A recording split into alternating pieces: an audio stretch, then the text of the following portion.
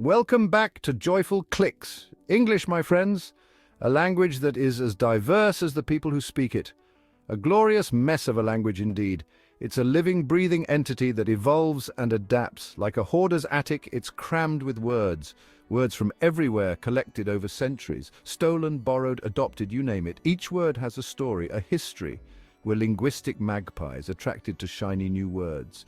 We pick them up, make them our own. Our vocabulary, a giant garage sale of linguistic treasures. Each word a gem, a find. Think about it. We eat tacos, wear pajamas, and never question their origins, and say Gesundheit when someone sneezes. It's second nature to us. Each word a little souvenir from another culture. A token of our global interactions. A linguistic postcard saying, "Wish you were here, but this word will do for now." It's fascinating, really, how we communicate through borrowed phrases, how these words traveled across borders and oceans to become part of our everyday conversations. They bring with them a piece of their origin. They say travel broadens the mind, but who knew it also broadened our vocabulary? It's a testament to our interconnected world. The French. They gave us croissants, existentialism, and an unhealthy obsession with berets. But their most lasting contribution, words. Loads of them. Take cliché, for example. We use it to describe something overused, predictable. Ironically, the word cliché itself has become, well, a cliché. The French must be chuckling into their Bordeaux, but it's not just cliché. We're drowning in French loanwords. Restaurant, ballet, rendezvous. We're practically honorary French speakers, or at least our vocabularies are. Our linguistic love affair doesn't stop with French. Oh no, we've got a serious thing for Spanish too. Spanish words bring the heat, like a sprinkle of chili powder on our linguistic tacos. Fiesta, siesta, mosquito, words that conjure up images of sunshine, relaxation, and pesky insects. We've adopted their words and, dare I say, their zest for life, at least when it comes to vocabulary. And let's not forget ranch. Yes, that's right, ranch. The king of salad dressings actually has Spanish roots. Who knew? It's enough to make you reconsider your dipping sauce choices. Section 4, Germanic Gifts from Kindergarten to Zeitgeist. Now, our relationship with German is a bit different. Less about romance and more about practicality. Like a sturdy pair of lederhosen, German words are reliable, efficient. Think kindergarten, a place where children are nurtured and taught, or Zeitgeist, that untranslatable word that captures the spirit of the times.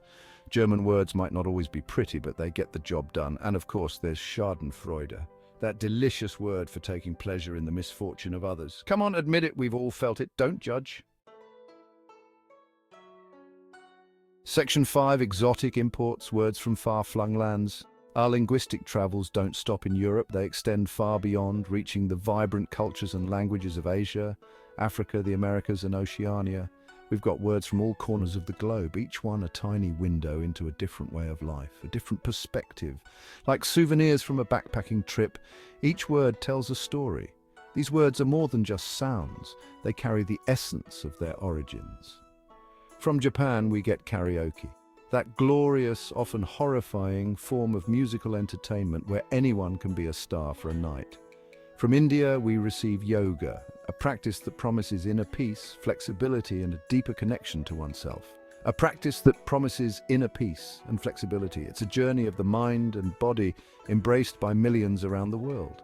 The jury's still out on whether it delivers on those promises, but its popularity is undeniable. And from Australia we get boomerang, an ancient tool that has fascinated people for centuries. An object that comes back to you, defying the laws of physics in a mesmerizing way, kind of like that embarrassing story you hoped everyone had forgotten about. Some things just have a way of returning. Some things just keep coming back, reminding us of the interconnectedness of our world and the shared human experience. Section 6, Lost in Translation, Borrowed Words Gone Rogue. In this section, we explore the fascinating journey of words that have traveled across borders and cultures, only to find themselves in a new linguistic landscape. Of course, not all borrowed words assimilate perfectly. Some words fit seamlessly into their new homes, while others stick out like a sore thumb.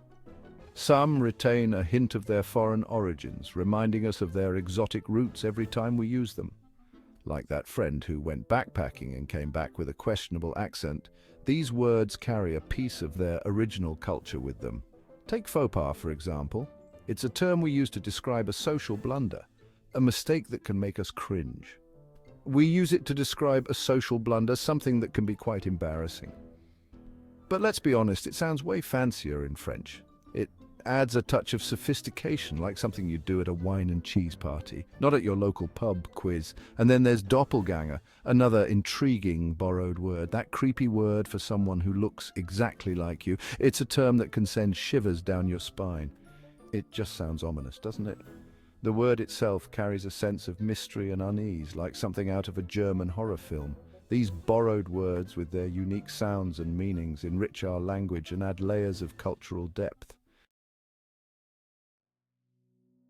Section 7, the borrowed brilliance of the English language. So there you have it, the English language, a glorious mishmash of borrowed words. It's messy, it's confusing, but it's also incredibly rich and diverse.